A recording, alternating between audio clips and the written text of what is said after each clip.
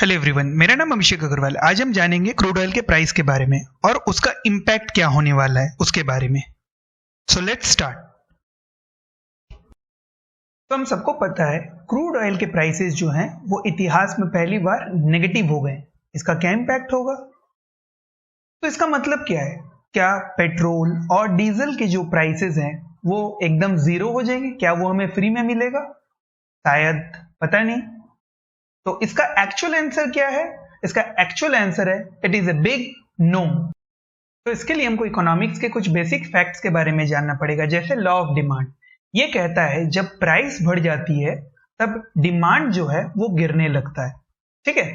And जब price decrease होती है, कि प्राइस गिरने लगती है, तब जो डिमांड है वो धीरे धीरे बढ़ने लगती है। और लॉ ऑफ सप्लाई ये क्या कहता है? ये कहता है जब प्राइस इंक्रीज होती है, जब प्राइस बढ़ती है, तब जो सप्लाई है वो भी बढ़ती है, ठीक है। और जब प्राइस डिक्रीज होती है, गिरने लगती है प्राइस, तब जो सप्लाई है वो भी गिरने लगती है।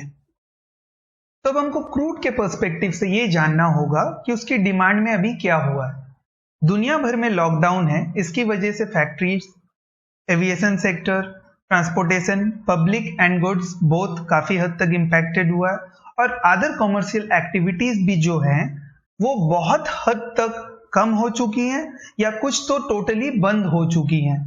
जिसमें कंज्यूमर डिमांड जो होती है पेट्रोल डीजल की, जो लोग अपनी गाड़ियों को खुद चलाते हैं बेसिकली कोई भी पर्पस के लिए, वो भी काफी कम हो चुका है।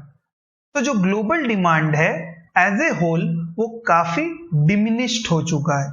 ये हमको अच्छे से ध्यान रखना पड़ेगा। ये एक ग्लोबल फैक्टर है, ना कि किसी एक पर्टिकुलर कंट्री का। तो अब हमको जानना होगा ऑयल के मेजर सप्लायर्स के बारे में, ऑयल के सप्लाई फैक्टर्स के बारे में। ऑयल के जो मेजर प्रोड्यूसर हैं वो है USA, Russia and OPEC. OPEC 13 countries का कंप्राइज किया हुआ एक तो ग्रुप है या संगठन है जो बहुत अच्छे तादाद में ऑयल प्रोड्यूस करता है।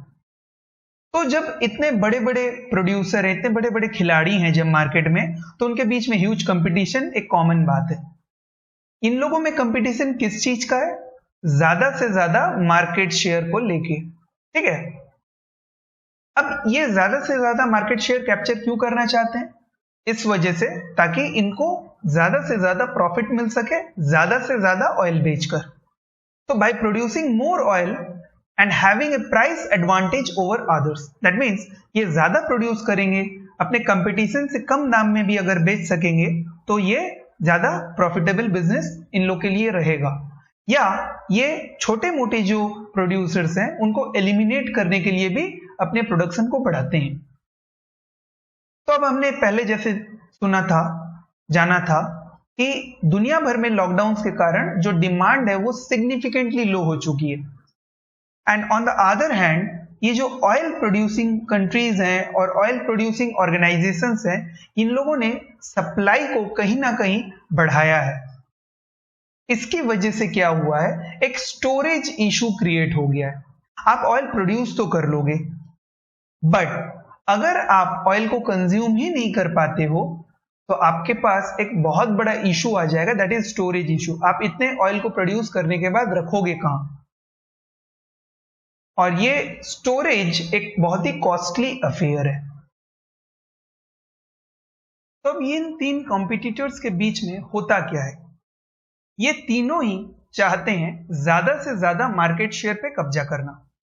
इस ढंग से ये लोग चाहते हैं कि हम अगर ज्यादा प्रोडक्शन करते हैं तो हम क्या कर सकते हैं, थोड़े कम प्राइस पे भी अपने ऑयल को बेच के प्रॉफिट ज्यादा कमा सकते हैं। ओके, तो तीनों ही प्रॉफिट्स के पीछे भागते हैं। बट अब ग्लोबल डिमांड जो हुआ है वो गया है गिर। इससे क्या हुआ है, अभी 5 मार्च को एक मीटिंग हुई थी इनके बीच में, जहां पे ओपेक ने डिसाइड किया कि हम प्रोडक्शन गिरा देंगे। बट इसमें एक दूसरी बात क्या हुई, इसमें रशिया ने कहा कि हम तो प्रोडक्शन को बढ़ाएंगे। तो जब रशिया ने प्रोडक्शन को बढ़ाने की मांग की, वो किस वजह से की? वो इस वजह से की ताकि रशिया अपने कड़े कंपटीटर यूएसए से कॉम्पीट कर सके। तो अब रशिया यूएसए से कॉम्पीट क्यों करना चाह रहा है? एक्चुअल में बात यह हुआ था, अराउंड कुछ सालों पहले यूएस ने एक न्यू टेक्निक इजाद की थी, जिससे उसने अपने प्रोडक्शन को बहुत ज्यादा बढ़ा दिया था।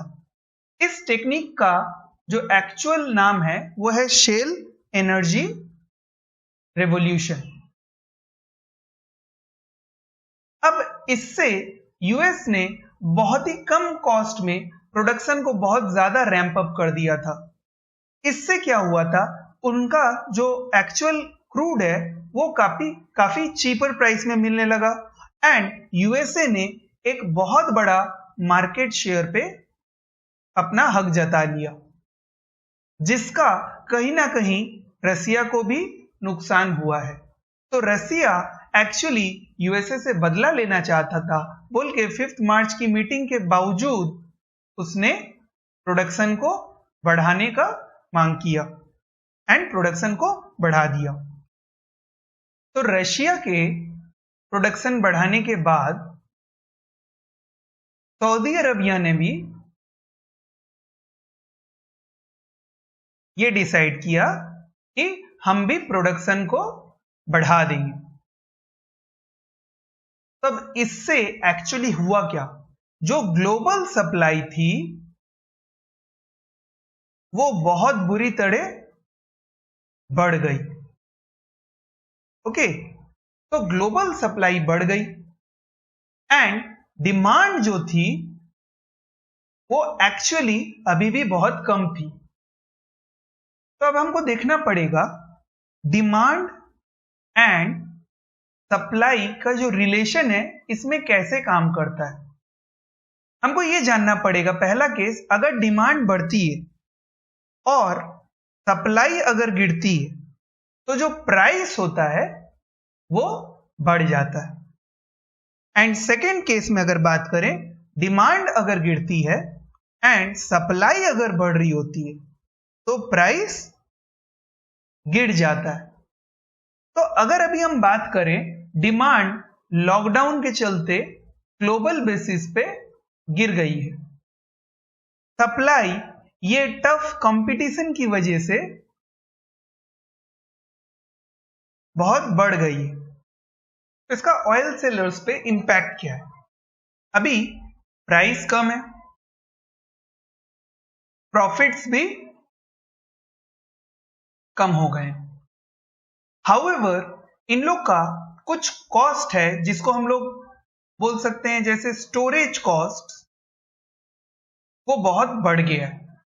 क्यों? आप प्रोड्यूस कर रहे हो, आपको स्टोर करना पड़ेगा एंड क्रूड ऑयल का स्टोरेज कॉस्ट काफी ज्यादा होता है, तो स्टोरेज कॉस्ट कहीं ना कहीं बढ़ गया है। इसकी वजह से जो ऑयल सेलर्स है वो चाहते हैं कि आप और लोअर प्राइस पे भी क्रूड को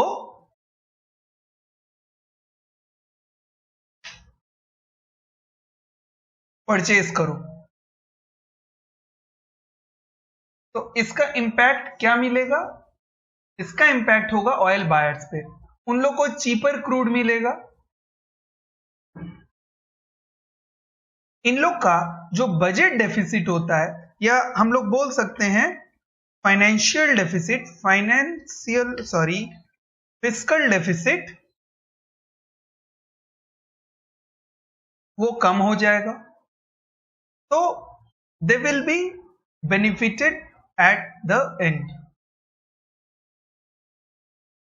बट इतना होने के बावजूद जो डिमांड है वो ग्लोबल लॉकडाउन के चलते अभी भी बहुत कम है। तो प्रोड्यूसर्स जो हैं वो चाह के भी इतना सेल नहीं कर पा रहे हैं एंड उन लोग का सप्लाई बट कंसिस्टेंट है। तो इसकी वजह से 13 अप्रैल को एक मीटिंग हुई थी जिसमें यूएसए, ओपेक एंड रशिया ये तीनों एक बात पे पहली बार एग्री हुए हैं। ये तीनों जो टफ कॉम्पिटिटर्स हैं एक दूसरे के, वो तीनों एक हुए हैं किस बात पे? प्रोडक्शन कट के बारे में।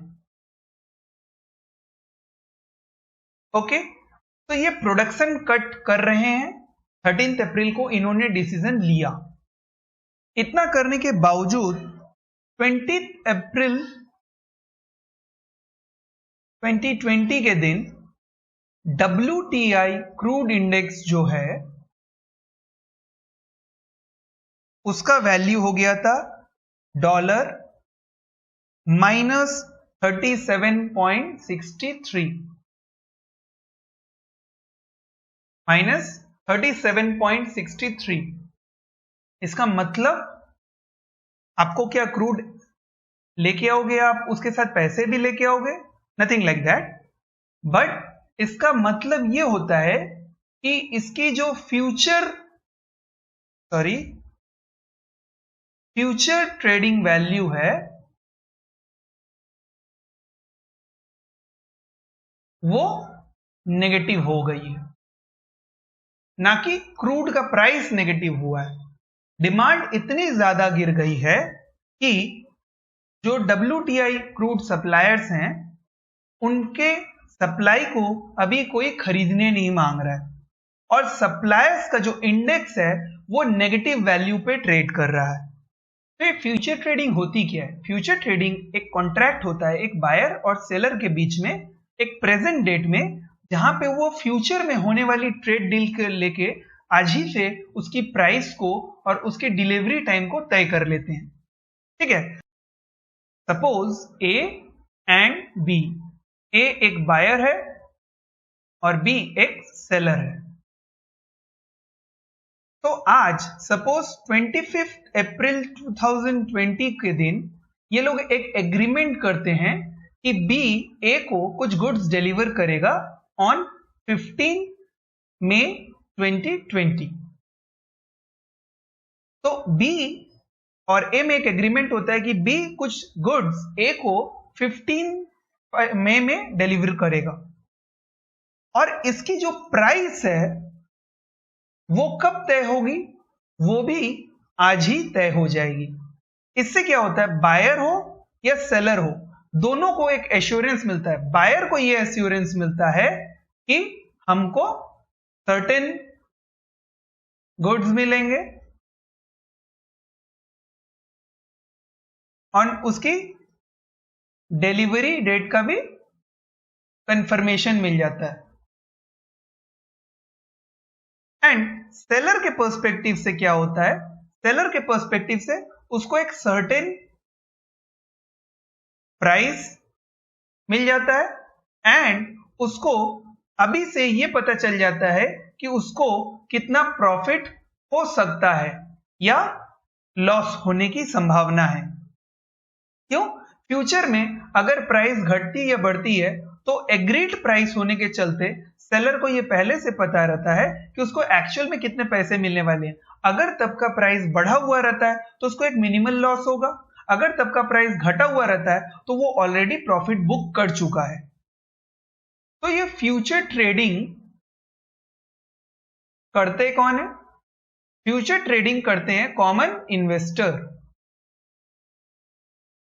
जैसे हम और आप। ये इन्वेस्टर्स क्यों करते हैं? सपोज आपने आज एक फ्यूचर्स कॉन्ट्रैक्ट खरीदा, 25 अप्रैल 2020 को एक फ्यूचर्स कॉन्ट्रैक्ट खरीदा, फ्यूचर्स कॉन्ट्रैक्ट को परचेज किया। अगर आपका एक्सपेक्टेशन है कि फ्यूचर में दाम बढ़ेंगे तो आप आज इस फ्यूचर्स कॉन्ट्रैक्ट को खरीद लेते हो। तो अब अगर फ्यूचर्स कॉन्ट्रैक्ट सपोज आप एक्सपेक्ट कर रहे हो कि उसका प्राइस बढ़ेगा तो आप आज खरीद के रख दे रहे हो, और जैसे ही दाम बढ़ता है आप उस फ्यूचर्स कॉन्ट्रैक्ट को एक एक्स डेट पे सेल कर देते हो और अपने लिए एक प्रॉफिट बुकिंग कर लेते हो। ठीक है, तो अब ऑयल के केस में फ्यूचर ट्रेड में क्या हो रहा है? अभी मार्केट सीन को अगर हम देखते हैं तो डिमांड इज फॉलिंग और जो सप्लाई है कहीं ना कहीं बढ़ ही रही है, तो इसकी वजह से प्राइस में एक शार्प फॉल देखने को मिल रही है।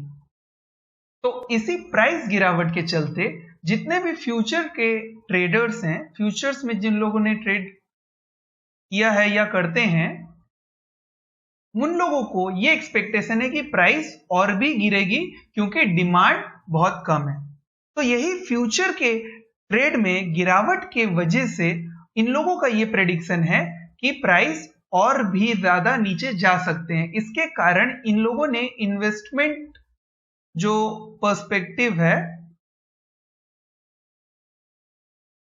नेगेटिव साइड ले लिया है कि प्राइस और गिरेगा। यही नेगेटिव रिफ्लेक्शन आप अगर देखो तो WTI के इंडेक्स में देखने को मिला था, जिसकी वजह से प्राइसेस भी नेगेटिव चली गई थी। तो सबसे बड़ी बात है ये WTI इंडेक्स में ही गिरावट क्यों आई है। और एक जो इंडेक्स है जिसको हम ब्रेंट क्रूड के नाम से जानते हैं, उसमें ऐसी गिरावट क्यों नहीं आई है। तो हमको इसके पहले फैक्टर्स जानने पड़ेंगे कि WTI का क्रूड कहां से आता है और ब्रेंट का क्रूड कहां से आता है। WTI में से जो ऑयल आता है वो बेसिकली लैंड से निकाला जाता है, जो कि एक अपने आप में कॉस्टली अफेयर है, क्योंकि इसको जो ट्रांसपोर्ट करने का जरिया है वो पाइपलाइन के जरिए होता है एंड एक स्पेसिफिक स्टोरेज फैसिलिटी में ही उस ऑयल को आप रिजर्व करके रख सकते हो, ठीक है, जहां पे आप limited amount of crude store कर सकते हो। बट ब्रेंट का जो क्रूड है वो बेसिकली ओशन से निकाला जाता है एंड इसका ट्रांसपोर्ट जो फैसिलिटी है वो बहुत ही आसान है, जो कि ऑयल कैरियर शिप्स जो होती हैं वो आराम से ऑयल को ट्रांसपोर्ट कर देती हैं जिधर भी प्रॉपर स्टोरेज फैसिलिटीज होती हैं। ओके, तो WTI के साथ प्रॉब्लम क्या हुई है। फर्स्ट प्रॉब्लम, आप तेल को निकाल के स्टोर कर रहे हो बट आपके पास स्टोरेज फैसिलिटीज बहुत ही लिमिटेड है। अब ग्लोबल जो डिमांड है वो बहुत गिर गई है, तो क्रूड को परचेज करने वालों की संख्या बहुत कम हो गई है। इसकी वजह से इन लोग के स्टोरेज फैसिलिटीज में जो भी प्रोडक्शन अब आ रहा है वो फैसिलिटीज इतना सफिशिएंटली उस स्टोरेज को नहीं कर सकती हैं। इसकी वजह से WTI के ऑयल प्रोड्यूसर कह रहे हैं कि आप हमसे जरूरत पड़े तो बहुत ही कम प्राइस में क्रूड को लेके चले जाओ, जो कि इस मार्केट में नहीं हो रहा है। इसकी वजह से जो फ्यूचर ट्रेडर्स हैं उनका ये एक्सपेक्टेशन है कि आने वाले कुछ हफ्तों में भी ऑयल की डिमांड कम ही रहेगी, जिसकी वजह से फ्यूचर्स के जो ट्रेड है वो भी काफी डिक्लाइन हो चुकी है एंड जो भी ट्रेड कर रहा है उसका यही उम्मीद है कि प्राइसेस और भी नीचे जाएंगी।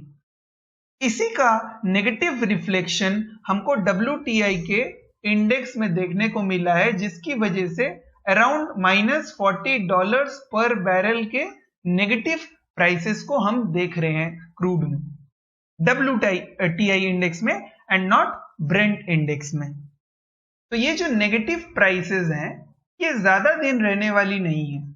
फ्यूचर में हम सबको पता है जैसे जैसे लॉकडाउन खुलेंगे क्रूड की डिमांड धीरे धीरे बढ़ने लगेगी, जिसकी वजह से ये नेगेटिव एस्पेक्ट्स भी प्राइसेस में पॉजिटिव रूप लेने लगेंगे एंड अल्टीमेटली प्राइसेस बढ़ने लगेंगी।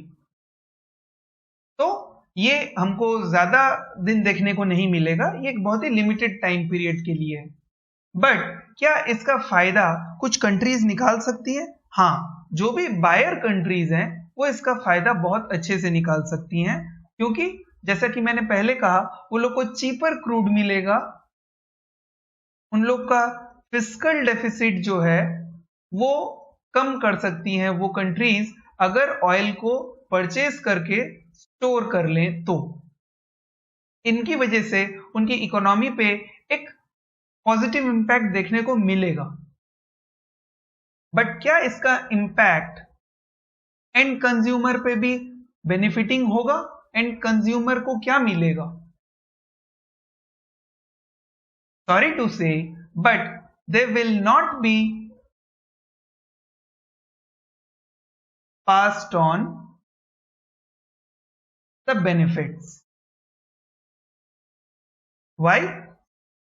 हमको यह देखना पड़ेगा, पहला फैक्टर है रिसेशन, जिसमें हम सब, पूरी दुनिया इनफैक्ट जा चुकी है, इकोनॉमिक स्लोडाउन देखने को मिल रहा है।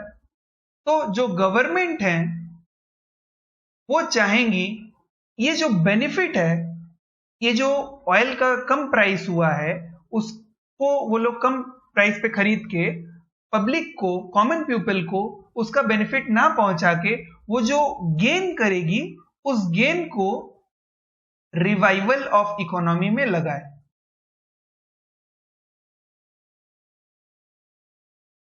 सेकेंडली, जो अदर प्रोड्यूसर्स होते हैं जो बेसिकली क्रूड को यूज करते हैं फॉर कंज्यूमर गुड्स, वो उन लोगों ने भी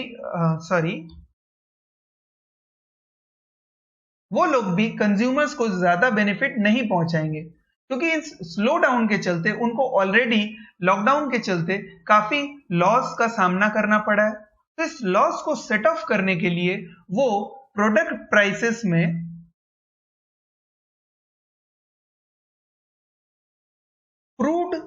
चीप क्रूड का जो रिफ्लेक्शन है उसको नहीं पड़ने देंगे।